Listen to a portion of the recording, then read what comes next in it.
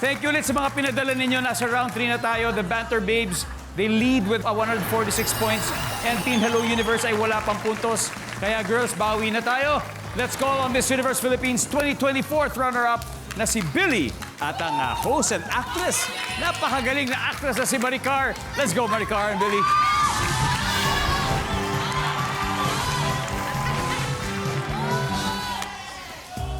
Top 7 answers are on the board. Name something na ginagawa mong mag-isa sa harap ng salamin na hindi mo gagawin kapag maraming tao.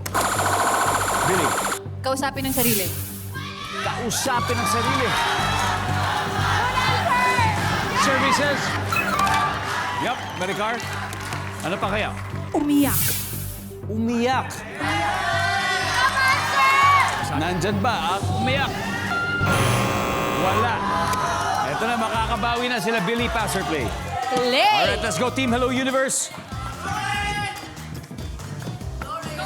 Rain, something na ginagawa mo mag-isa sa harap ng salamin na hindi mo gagawin pag maraming tao.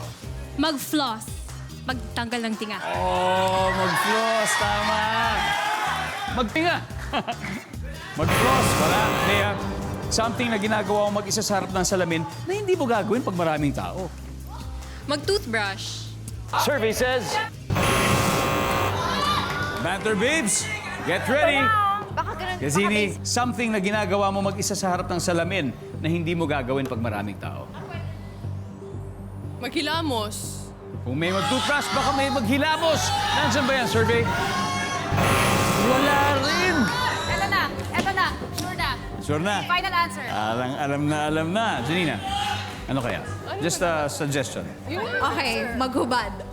Maghubad, Maricar.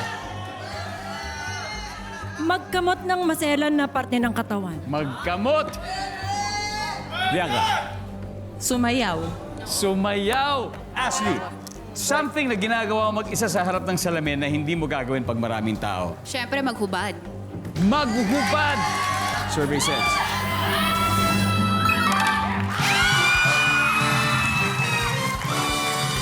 Tignan natin yung mga na-miss out. Number 6, mag-shave.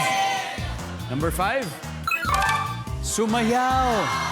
Number 4, umakting. Number 2, magpa-cute. And finally, number 1, recap po tayo ng scores, Team Hello Universe. Wala pang puntos. The Banter Babes, meron na pong 174 points.